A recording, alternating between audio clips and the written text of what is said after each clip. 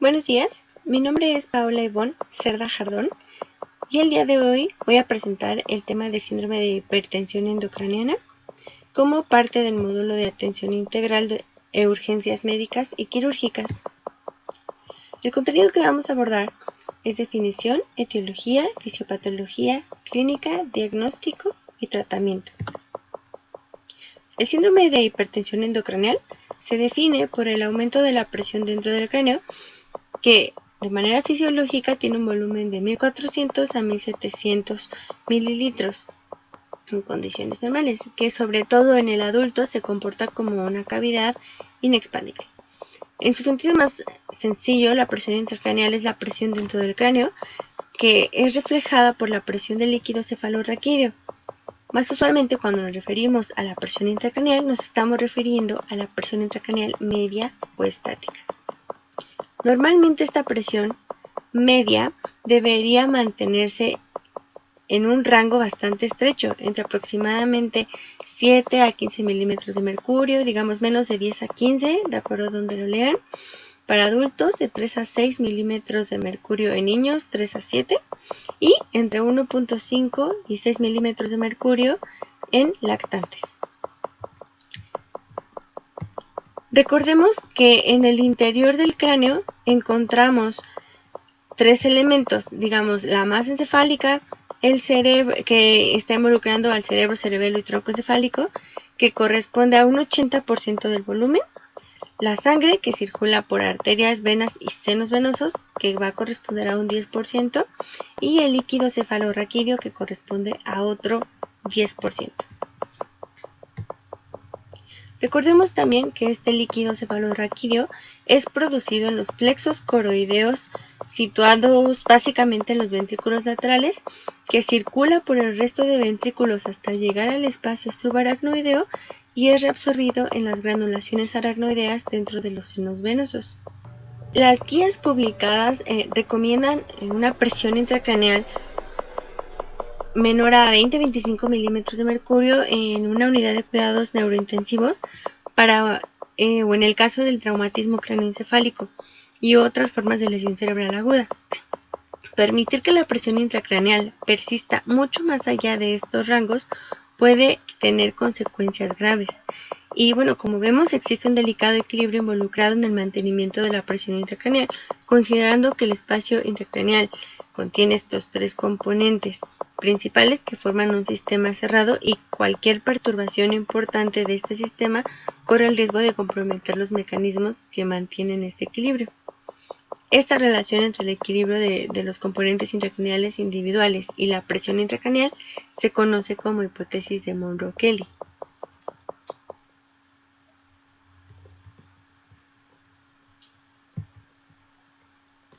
La doctrina de Monro-Kelly con respecto a la compensación intracraneal de la masa en expansión dice que el volumen del contenido intracraneal permanece constante. Entonces, si la adición de una masa como un hematoma da como resultado la expulsión de un volumen igual de líquido cefalorraquídeo y sangre venosa, la presión intracraneal permanece normal.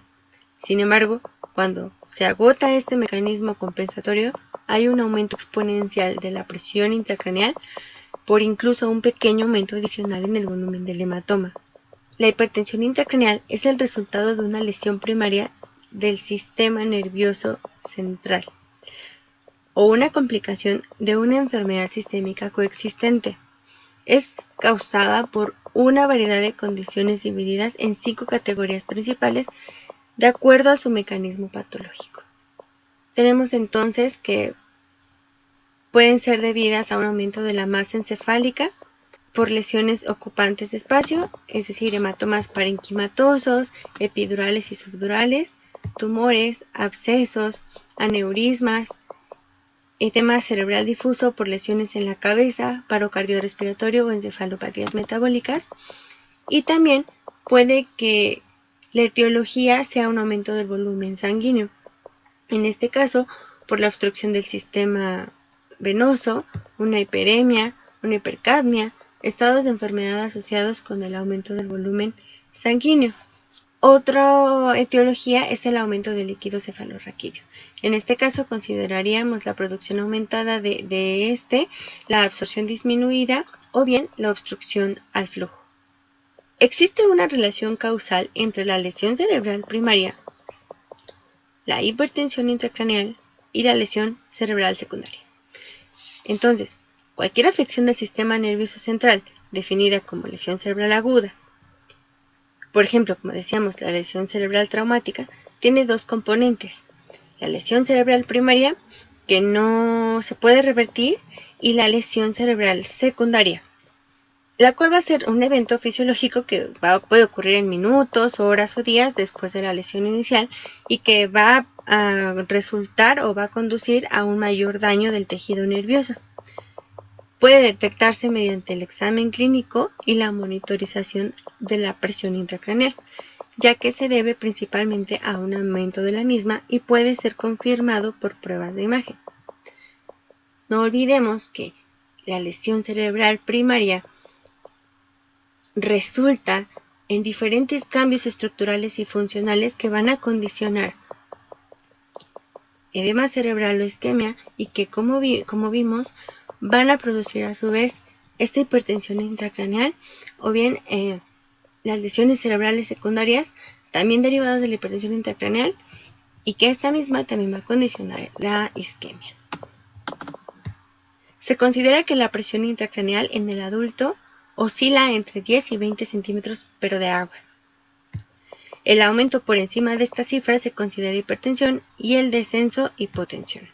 La causa más frecuente de hipotensión intracraneal es la pérdida de líquido cefalorraquídeo secundario a una fístula o similar o tras una punción lumbar. El síndrome de hipertensión intracraneal tiene lugar cuando la presión intracraneal se sitúa por encima de 20 milímetros de mercurio. Ahora bien, la relación entre los cambios en el volumen del contenido intracraneal y la presión intracraneal define las características de la adaptabilidad intracraneal. Esta se puede definir, al igual que otros sistemas fisiológicos que conocemos, como la relación entre el cambio de volumen y el cambio de presión. Esta relación no va a ser lineal, de manera que, como podemos observar en el gráfico, aunque de manera inicial aumentos del volumen van a producir incrementos pequeños de la presión intracraneal, cuando los mecanismos compensatorios se agotan, los incrementos van a provocar cambios exponenciales de la presión intracraneal.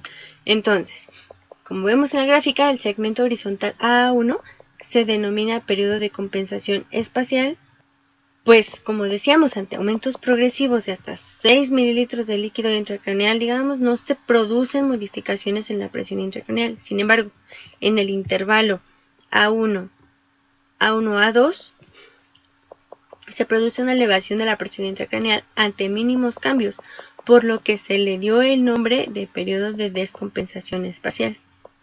Bueno, los mecanismos compensadores son el desplazamiento del líquido cefalorraquídeo al saco tecal y el descenso del volumen generado por la vasoconstricción venosa cerebral, que va a generar drenaje extracraneal. Además, la velocidad con la que se produzcan los cambios en el volumen también pueden influenciar la presión intracraneal. Entonces, aumentos lentos en el volumen van a generar aumento poco perceptibles de la presión intracraneal, mientras que si aquellos se producen rápidamente, el aumento de la presión intracraneal también va a ser rápido.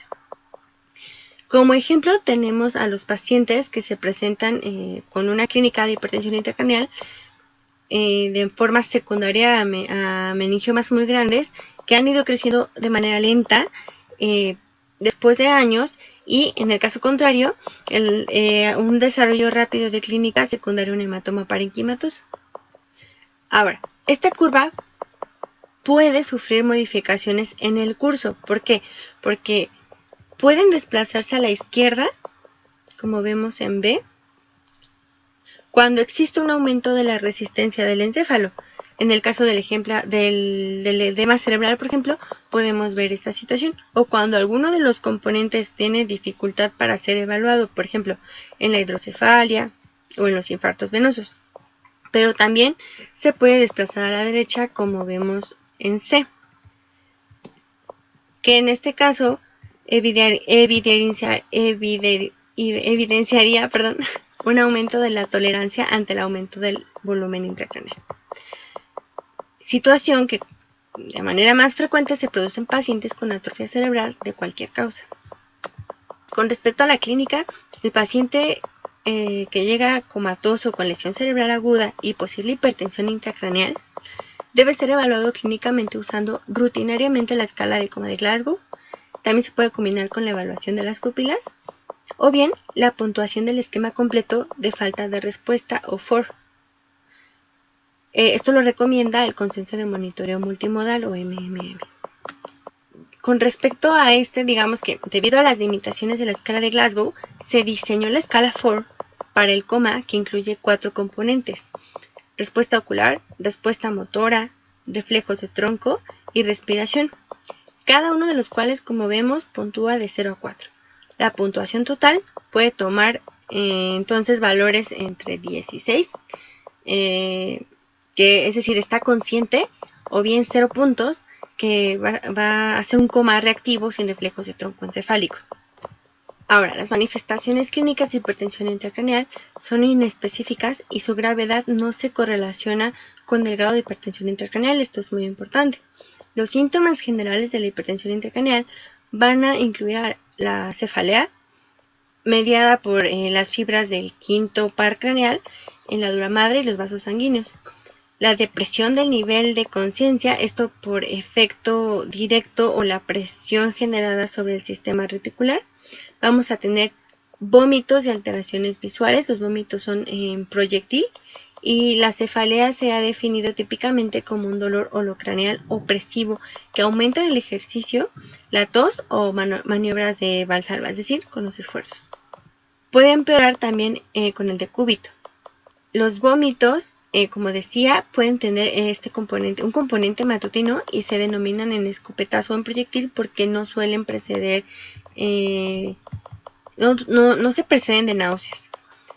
Con respecto a las alteraciones visuales, pueden ser de 2 tipos. Podemos tener alteraciones del fondo de ojo que se van a caracterizar por edema papilar, esto por la congestión del nervio óptico, y también tenemos la alteración de la movilidad conjugada de los ojos que genera diplopia y que tiene como causa más frecuente la afectación del sexto par craneal. Además, vamos a ver que se puede producir alteración de las constantes vitales y vamos a tener en este caso la triada de Cushing, que como sabemos se compone de bradicardia, alteraciones respiratorias e hipertensión. La presencia de esta triada se considera un signo ominoso de compresión del tronco encefálico y la presencia de signos focales neurológicos puede ser debida a la existencia de masas cerebrales o bien por una herniación. La herniación tiene lugar cuando existe un gradiente de presión entre 2 regiones de la cavidad craneal. Las localizaciones anatómicas más frecuentes son la subfacial, la transtentorial central, la transuncal y la cerebelosa, que ahorita vamos a ver. Bueno, como decíamos, la hernia cerebral es una complicación potencialmente fatal de la hipertensión intracraneal. Hay 6 tipos de hernia, a saber, digamos la transtentorial uncal que mencionábamos. Este tipo de hernia va a ser un desplazamiento inferior del lóbulo temporal medial, no cerebral, más allá del borde libre de la tienda del cerebelo. Vamos a encontrar parálisis del nervio oculomotor ipsolateral, infarto de la arteria cerebral posterior y el fenómeno de la escotadura de Kernohan. En el caso de la hernia transtentorial central, va a ser un desplazamiento progresivo hacia abajo del diencéfalo y del tronco del encéfalo. Podemos encontrarlo en el coma, en la diabetes insípida y en el síndrome de Parkinson. La hernia subfalcina va a ser una comprensión de la circunvolución del cíngulo debajo de la hoz del cerebro. Puede haber un infarto de la arteria cerebral anterior, debilidad de la pierna contralateral o cambios de comportamiento. También tenemos a la transcavital, en este caso va a ser el desplazamiento del cerebro fuera de la cavidad craneal a través de un defecto craneal, ya sea por craneotomía quirúrgica o fractura de cráneo. La otra es la ascendente transtentorial, que va a ser un desplazamiento hacia arriba del cerebelo a través del agujero tentorial. Va a haber en este caso compresión del mesocéfalo y podemos encontrarlo en el coma, en la ausencia o asimetría del reflejo oculocefálico. Podemos encontrar postura de descerebración y bueno, el último tipo que se considera es la tonsilar o amigdalina, me parece también se le llama, y en este caso es el desplazamiento hacia abajo de las amígdalas cerebrales a través del foramen magnum. En este caso podemos encontrar disfunción respiratoria, apnea, hipertensión y paro. Las etapas evolutivas de la hipertensión intracraneal en el adulto van a tener 4 etapas. La primera de ellas considera, en este periodo existe modificación del volumen intracraneal a expensas del desplazamiento del componente líquido del cráneo, tanto el líquido cefalorraquídeo como los vasos sanguíneos. Dependiendo de la velocidad con la que se instaure, no se registrarán variaciones cuantitativas de la presión intracraneal y no existirán manifestaciones clínicas. En la segunda etapa pueden comenzar a aparecer síntomas de hipertensión intracraneal y otros como consecuencia de la resistencia a la entrada de sangre al lecho vascular cerebral, como la hipertensión arterial. En la tercera etapa, los mecanismos de compensación ya no van a ser suficientes para contrarrestar el aumento de la presión intracraneal y se produce desplazamiento de masa encefálica, o sea, hay herniaciones. Y en la cuarta etapa vamos a tener una compresión de los centros reguladores vulvares con manifestaciones clínicas que van a ser sugestivas de la pérdida de funciones autónomas. Con respecto al diagnóstico, vamos a ver que a pesar de que las indicaciones varían mucho de un centro a otro, las más comunes van a ser los traumatismos craneoencefálicos graves, con pérdida de la conciencia, respuestas inadecuadas a estímulos dolorosos y o presencia de edema difuso de la tomografía computarizada. El posoperatorio de intervenciones neuroquirúrgicas en los que puede aparecer edema cerebral, hidrocefalia obstructiva o hematomas posoperatorios, porque vimos que pueden ser parte de la etiología, especialmente cuando no se puedan proceder a despertar al paciente. También la persistencia de síntomas tras el tratamiento de la hidrocefalia, encefalopatías metabólicas y o coma barbitúrico por otras causas como un estatus epiléptico. La monitorización estaría indicada en pacientes con traumatismo craneal y coma con un Glasgow entre 3 y 8, como podemos ver en la tablita, y con hallazgos patológicos en la tomografía computarizada. Los pacientes en coma con tomografía computarizada normal tienen menos incidencia de hipertensión intracraneal, a menos que presenten algunos de los siguientes hallazgos: que tengan una edad superior a 40 años, ausencia de respuesta motora uni o bilateral y presión arterial sistólica por debajo de 90 milímetros de mercurio. Se recomienda monitorización de la presión intracraneal en los pacientes que presenten 2 o más de estos hallazgos. En cuanto a los tipos de monitorización que existen, tenemos sala intraventricular, que consiste en la colocación de un catéter en el sistema ventricular por métodos quirúrgicos. Las principales ventajas son que ofrece registros de buena calidad, que la calibración es posible en todo momento, que permite valorar la distensibilidad craneal y evacuar el líquido cefalorraquídeo si es necesario. Y los principales inconvenientes van a ser el riesgo de infección, que puede ocurrir en alrededor del 20% de los pacientes, sobre todo a partir del 5º día, y el riesgo de hemorragia durante el procedimiento, que puede ocurrir en alrededor del 2% de los pacientes. Además, la colocación de un drenaje ventricular en pacientes con hidrocefalia obstructiva puede provocar una herniación transtentorial inversa.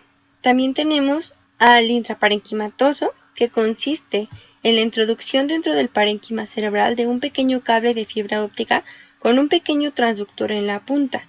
Debe ser calibrado antes de su colocación, y las principales ventajas van a incluir su fácil colocación y el riesgo bajo de complicaciones infecciosas o hemorrágicas. Las desventajas van a incluir la imposibilidad para el drenaje del líquido cefalorraquídeo, ya sea con fines diagnósticos o terapéuticos, y la posibilidad de perder exactitud tras varios días, ya que, como se ha indicado, pues tiene que ser calibrado antes de que se coloque y no podrá volver a ser calibrado. Además, ya que debido al complejo diseño de estos monitores, hay fallas mecánicas. En el caso del subdural, va a consistir en la colocación de un catéter subdural. Aunque el registro es mayor que con el anterior, el riesgo de infección puede ser mayor. Y tenemos también el extradural, que va a ser la colocación de un catéter extradural tal cual. Comporta o va a significar un menor riesgo de infección, pero puede generar errores de medición debido a la interposición de la dura. Este esquema muestra un sistema de monitorización de la presión intracraneal mediante un catéter ventricular. Vemos también al transductor de presión, al manómetro y la bolsa de drenaje. Ahora, el análisis de la onda que tenemos aquí nos muestra cómo la presión intracraneal normal fluctúa entre los valores de 5 y 15 milímetros de mercurio sobre la presión atmosférica. Su apariencia en los trazados de monitoreo de la presión intracraneal depende de factores técnicos, pero básicamente de las variaciones del contenido intravascular que se manifiestan por dos tipos de ondas: las que van a corresponder al latido cardíaco y las secundarias a las fases de respiración pulmonar.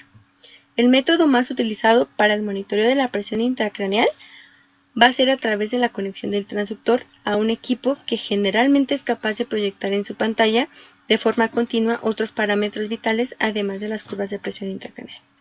Las ondas cardíacas u ondas de pulso del líquido cefalorraquídeo se deben de manera primaria a la contracción del ventrículo izquierdo.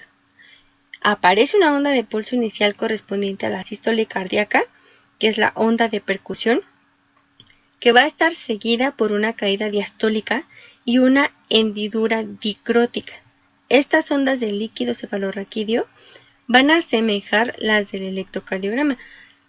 Sin embargo, la forma y amplitud de estas ondas va a depender de la entrada arterial, la salida venosa y el estado de todos los demás componentes craneales. En este caso, las fluctuaciones de la presión intracraneal con la respiración van a presentar una morfología más constante y va a estar determinada por las variaciones en la presión de las cavidades abdominal y torácica, que a su vez van a modificar el retorno venoso a la aurícula derecha.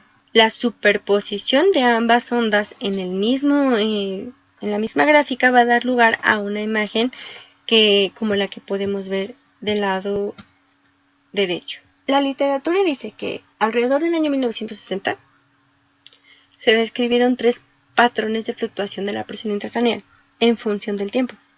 Las ondas A aparecen cada 5 a 20 minutos en forma de grandes mesetas, cuando la presión intracraneal está ya elevada por encima de los 50 a 100 milímetros de mercurio. Se observan en pacientes con grandes lesiones ocupantes de espacio y se asocian a síntomas neurológicos en la cual la gravedad se relaciona con la altura de la onda de presión. Las ondas B y C son menos específicas y se asocian a respiración periódica y descenso de nivel de conciencia, e indican la presencia de alteraciones del tronco y fracaso de los mecanismos compensadores. Con respecto a esta monitorización de presión intracraneal, son anteriores a los cuadros de deterioro neurológico, sobre todo en pacientes con traumatismo craneoencefálico graves. Permite un mejor manejo anestésico durante y tras una intervención quirúrgica, permite evaluar la acción de diferentes métodos terapéuticos, permite la estimación del estado encefálico aun cuando existan diferentes métodos terapéuticos que bloqueen la respuesta del paciente como barbitúricos, relajantes musculares, permite la evacuación del líquido cefalorraquídeo, facilita el diagnóstico de muerte encefálica. Y en cuanto a las desventajas, vamos a tener que la monitorización de la presión intracraneal puede implicar riesgos para el paciente. En este caso, la posibilidad de infección debido a la monitorización para la colocación del catéter, que ya habíamos platicado, el daño en el tejido nervioso como consecuencia de la inserción del catéter, con la consecuente aparición de secuelas neurológicas, focales y epilepsia también. Las hemorragias, porque además pueden aparecer fallas o fallos técnicos, como la pérdida de transmisión de la columna líquida en aquellos sensores que la necesitan, o la pérdida de la línea basal en dispositivos electrónicos, o bien lo inherente a los dispositivos, que es la descalibración.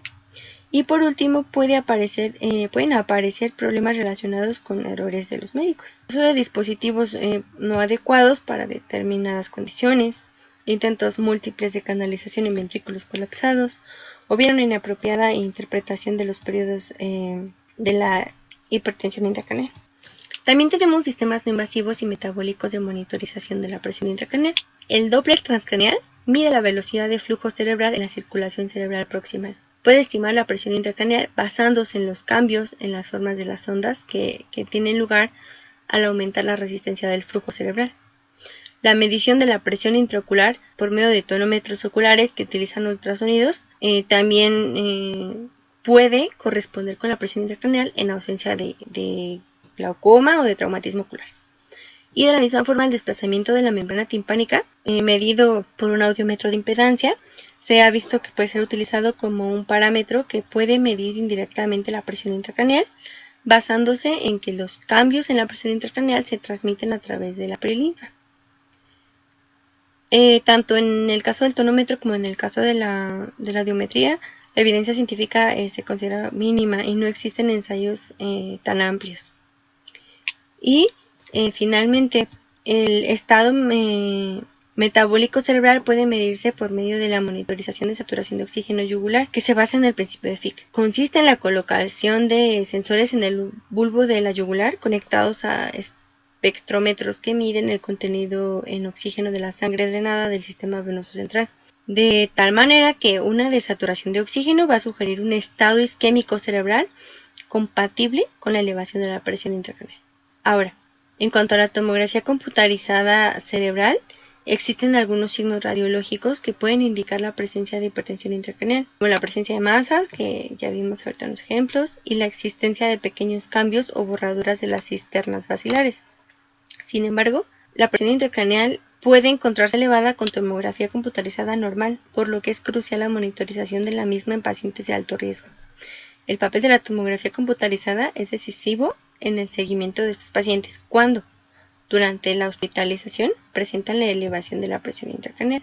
Es importante mencionar que la monitorización que ningún método de monitorización de presión intracraneal no invasiva puede reemplazar la monitorización invasiva, pero puede ser útil como herramienta complementaria o para decidir si se debe iniciar la monitorización invasiva. Y de nuevo, con respecto a la tomografía computarizada, también hay que tomar en cuenta que evalúa rápidamente la presencia de hallazgos específicos que pueden mejorar el diagnóstico, por ejemplo, el efecto de masa, el desplazamiento de la línea media, edema cerebral, hidrocefalia, compresión de cisternas basales y cambios en la diferenciación de materia gris-blanca. En cuanto a la resonancia magnética cerebral, esta va a mostrar más detalle las lesiones de tejido blando y de las parenquimatosas también, que incluso pudieran no haberse detectado en la tomografía computarizada, por ejemplo, lesión axonal difusa.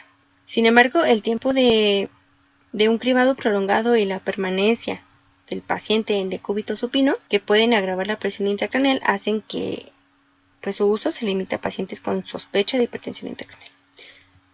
En cuanto al tratamiento, la mejor terapia de la hipertensión intracraneal es la resolución de la causa que la produce, es decir, la evacuación del contenido hemático en el caso de que la causa sea un hematoma, la colocación de un catéter de derivación ventricular en el caso de que la causa sea hidrocefalia o la corrección de una situación metabólica responsable de hipertensión intracraneal, pero mientras estas medidas se llevan a cabo, existen otras aplicables a todos los pacientes que pueden contribuir a disminuir considerablemente la hipertensión intracraneal. Las medidas generales se han de iniciar ante la sospecha de hipertensión intracraneal y antes de confirmar la causa, es decir, antes de realizar las pruebas de neuroimagen y antes de la monitorización de la presión intracraneal, especialmente si existe evidencia de causa de traumatismo craneoencefálico.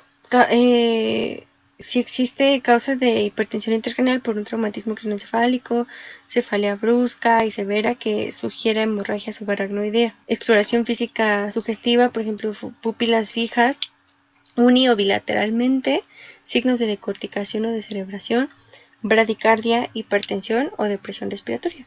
Todo esto en ausencia de cualquier otra causa justificable como una intoxicación. Junto con las maniobras de reanimación se ha de de colocar lo antes posible la elevación de la cabeza, la hiperventilación y administrar de forma intravenosa mannitol, aunque uno de los artículos que leí dice que, por ejemplo, la posición de la cabeza no es como que no se ha visto que no hace como tanta diferencia. En cuanto a la reanimación, en el momento de la intubación se ha de colocar de manera muy cuidadosa al paciente y escoger metódicamente los agentes paralizantes. Aunque la lidocaína se ha descrito como un pretratamiento útil para reducir el aumento de la presión intracraneal durante las maniobras de intubación, no existe evidencia suficiente que apoye este hecho. También se han de minimizar al máximo los cambios de presión arterial, especialmente la hipotensión arterial. Esta, junto con la hipoxemia, puede producir una vasodilatación refleja que eleve la presión intracraneal. En cuanto a la posición, durante mucho tiempo era un criterio generalizado mantener elevada la cabeza del paciente entre 30 y 45 grados por encima de la aurícula izquierda, pero como les decía, diversos estudios no han demostrado modificaciones significativas de la presión intracraneal con la elevación de la cabeza. Esta maniobra tendría una justificación hipotética y es la que permitiría aumentar el retorno venoso. Lo que es cierto es que se han de evitar aquellas posturas que puedan comprimir las venas yugulares, evitar flexiones y extensiones excesivas del cuello y minimizar las maniobras que puedan inducir respuestas de Valsalva, como la aspiración endotraqueal. Y bueno, también tenemos la utilización de fluidos. En este caso, los pacientes con hipertensión intracraneal no deben ser sometidos a restricción de fluidos, como se decía inicialmente. Se ha de mantener un estado euvolémico y normo o hiperosmolar, con osmolaridades séricas entre 295 y 305 miliosmoles por litro, y utilizar suero salino isotónico de 0.9%. La hiponatremia es un hallazgo frecuente en la hipertensión intracraneal, especialmente si esta es debida a una lesión cerebral primaria. La administración de fluidos hipertónicos puede reducir la presión intracraneal, aunque su efecto en el pronóstico a largo plazo no está tan aclarado. De la misma forma, la utilización de coloides en lugar de cristaloides tampoco tiene una bastante evidencia. Con respecto a la sedación adecuada en los pacientes con hipertensión intracraneal reduce la presión intracraneal por varios mecanismos indirectos, porque reduce la demanda metabólica, la asincronía con el ventilador, la congestión venosa y las respuestas simpáticas de taquicardia y hipertensión. El propofol ha sido utilizado con buenos resultados en este tipo de pacientes y permite también una recuperación neurológica rápida cuando se retira. El control de la presión sanguínea se ha de mantener una presión arterial que garantice una presión de perfusión cerebral por encima de 60 milímetros de mercurio. Se puede utilizar sustancias vasopresoras de forma segura, sobre todo si el paciente está sometido a sedación farmacológica en la que puede producirse hipotensión arterial. Se ha de tener especial atención a presiones de perfusión cerebral por debajo de 60 milímetros de mercurio y en pacientes con hipertensión arterial sistémica crónica en los que la curva de autorregulación se encuentre desplazada a la derecha. La hipertensión se ha de tratar únicamente con presión de perfusión cerebral por encima de 120 milímetros de mercurio y con presión intracraneal por encima de 20 milímetros de mercurio. La fiebre aumenta el metabolismo cerebral, lo que comporta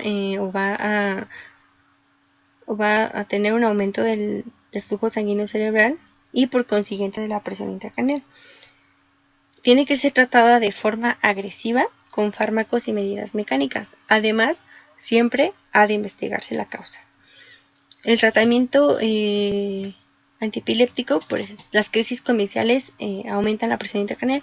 Se tiene que administrar tratamiento antipiléptico siempre que se sospeche su presencia y en aquellos casos de alto riesgo para las víctimas, ¿no? Como son tumores cerebrales, sobre todo los localizados a nivel supratentorial y lesiones adyacentes al córtex como las hemorragias subdurales o subaracnoideas. Y bueno, ante el diagnóstico de hipertensión intracraneal y sin una causa tratable de forma inmediata, se ha de implementar una monitorización de la presión intracraneal, puesto que esto se asocia a un descenso de la mortalidad de los pacientes con traumatismo craneoencefálico.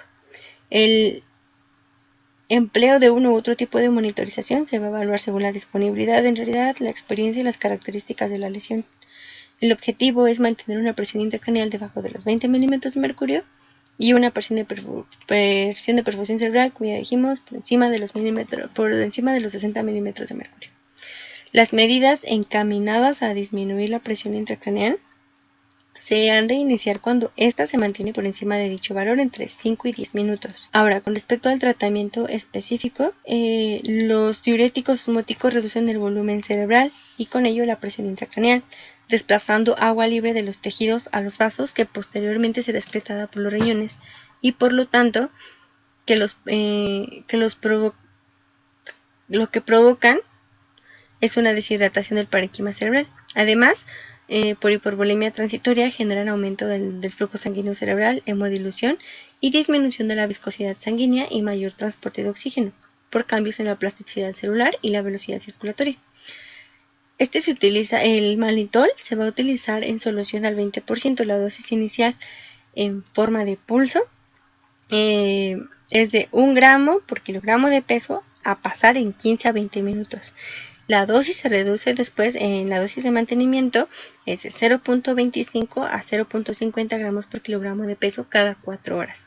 El objetivo es mantener una osmolaridad en suero de 30 a 310 milimoles por litro y los efectos van a aparecer en minutos. El pico se consigue a la hora y dura entre 4 y 24 horas. Su administración ha de llevarse a cabo a través de una vía periférica gruesa o central, pues ya que provoca flebitis química con mucha frecuencia. La utilización del mannitol requiere controles periódicos de la natremia, la osmolaridad sérica y la función renal. La hipernatremia por encima de 150 miliequivalentes litro, la osmolaridad por encima de 320 milimoles por litro, con un gran potencial de desencadenamiento de daño renal y la aparición de necrosis tubular aguda, acidosis metabólica y edema agudo de pulmón van a ser alteraciones que se pueden observar tras la administración del mannitol. Y utilizarlo en pacientes con insuficiencia renal ha de ser de forma muy cuidadosa. Se ha descrito un efecto de rebote tras la utilización del mannitol con incremento de la presión intracraneal. Esto puede ocurrir si se repite la administración del mannitol en pacientes que tienen lesiones en la barrera hematoencefálica, ya que el gradiente osmótico se invierte. La utilización conjunta tanto de furosemida endovenosa 0.5 a 1 miligramo por kilogramo de peso potencia los efectos del mannitol. Su administración debe realizarse 15 minutos después de la administración de este diurético osmótico. En cuanto a los glucocorticoides, la utilización de estos, como la metilprednisolona, la prednisolona o la dexametasona, en el tratamiento de la hipertensión intracraneal, tiene el objetivo de reducir el edema vasogénico generado por la lesión y ha demostrado su ineficacia en realidad en el traumatismo craneoencefálico tras un estudio que se realizó. Tampoco está indicada su utilización en el tratamiento del edema secundario a ictus isquémicos o hemorrágicos. Sin embargo, su efecto beneficioso sí se ha considerado en el caso de las lesiones tumorales cerebrales o infecciones del sistema nervioso central. Y en cuanto a la hiperventilación, esta no está indicada en todos los procesos que producen hipertensión intracraneal. Sin embargo, en aquellos en los que está indicada es un procedimiento de mucha utilidad, aunque solo en la fase aguda. La hiperventilación mecánica, que disminuya la presión parcial de dióxido de carbono entre 26 y 30 milímetros de mercurio, disminuye rápidamente la presión intracraneal al producir vasoconstricción cerebral y con ello disminución del flujo sanguíneo cerebral. La vasoconstricción está mediada por cambios en el pH del líquido cefalorraquídeo. Cambios de 1 milímetro de mercurio en la presión de dióxido de carbono pueden provocar cambios de hasta 3% en la presión intracraneal. Además, la hiperventilación genera alcalosis metabólica que actúa como tampón de la acidosis metabólica tras el daño cerebral. Sin embargo, la hiperventilación va a ser un procedimiento que no debe mantenerse más de 24 horas, ya que si se mantiene durante muchos días puede aparecer un efecto de rebote con aumento del flujo sanguíneo cerebral de hasta un 90% del valor basal. Como hemos visto, existen situaciones en las que esta maniobra no está indicada y no debe realizarse, son los pacientes con traumatismo craneoencefálico o con ictus isquémico. En estas situaciones, la vasoconstricción generada por la hiperventilación puede disminuir la perfusión tisular, empeorando la lesión neurológica, especialmente en las primeras 24 a 48 horas. En cuanto al uso de los barbitúricos, su utilización se ha propuesto especialmente cuando exista daño cerebral grave, como recurso en pacientes con hipertensión craneal refractaria. Su uso se va a basar en varios de sus efectos. Por ejemplo, provocan vasoconstricción del tejido normal, reduciendo la presión intracraneal, y así se desplaza la sangre del tejido sano al lesionado, mejorando la circulación regional en las regiones encefálicas que más lo necesiten.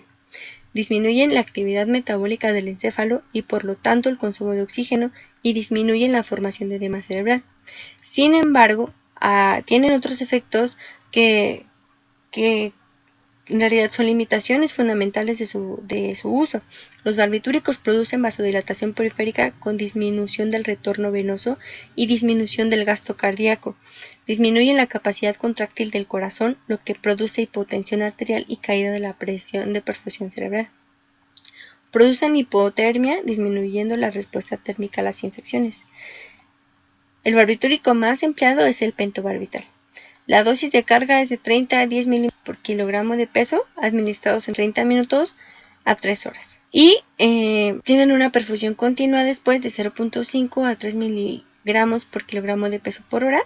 Se coloca un catéter de Swan-Ganz y electroencefalogramas periódicos, así como control de los niveles séricos del barbitúrico y electrocardiograma. En el 50% de los pacientes va a aparecer hipotensión arterial, que requerirá de la utilización de dopamina o epinefrina. El tratamiento con barbitúricos no debe prolongarse más de 2 a 3 días y en realidad no es útil en ictus isquémicos. En cuanto a la hipotermia terapéutica, su utilización con descensos de temperatura corporal por debajo de los 30 grados centígrados se basa en la reducción de la actividad metabólica, del consumo de oxígeno y del flujo sanguíneo cerebral. Sin embargo, va a producir varias complicaciones graves, como arritmias cardíacas, coagulopatía, y presenta importantes dificultades técnicas. También tenemos a la craneotomía descompresiva, que es la maniobra de elección cuando la etiología es una masa intracraneal ocupante de espacio, como en el caso de los tumores cerebrales o hematomas, y esto pues hace siempre que sea posible. Ahora, una estrategia óptima se considera en escalada paso a paso de las intervenciones disponibles y adaptadas a cada paciente. El objetivo principal es mantener la presión intracraneal por debajo de los 22 milímetros de mercurio y la presión de perfusión cerebral por encima de los 60, ¿no? Dijimos, en este caso, consideran 22 o 20, ¿no? Inicialmente, las medidas profilácticas generales deben aplicarse inmediatamente a todos los pacientes con sospecha de hipertensión intracraneal, en función de las indicaciones y condiciones específicas. La resección quirúrgica de las lesiones tumorales y el drenaje de líquido cefalorraquídeo deben considerarse como un tratamiento inicial para reducir la presión intracraneal. Los siguientes pasos, a su vez, incluyen la terapia hiperosmolar, el manitol o solución salina hipertónica, que representa la piedra angular del tratamiento médico de la hipertensión intracraneal aguda. Repito, la terapia hiperosmolar con manitol o solución salina hipertónica representa la piedra angular del tratamiento médico de la hipertensión intracraneal aguda, la hiperventilación y la hipotermia terapéutica. Para controlar la presión intracraneal elevada refractaria al tratamiento médico y quirúrgico estándar máximo, se recomienda la primera administración de barbitúricos en dosis alta y luego la craneotomía descompresiva como último paso. Este enfoque terapéutico escalonado se basa principalmente en la experiencia clínica que se ha tenido, y finalmente tenemos los tratamientos de la hipertensión intracraneal, así como los efectos que tienen en la mortalidad y si son claros o si se ha visto que tengan un beneficio o no. Y bueno, eso sería como todo.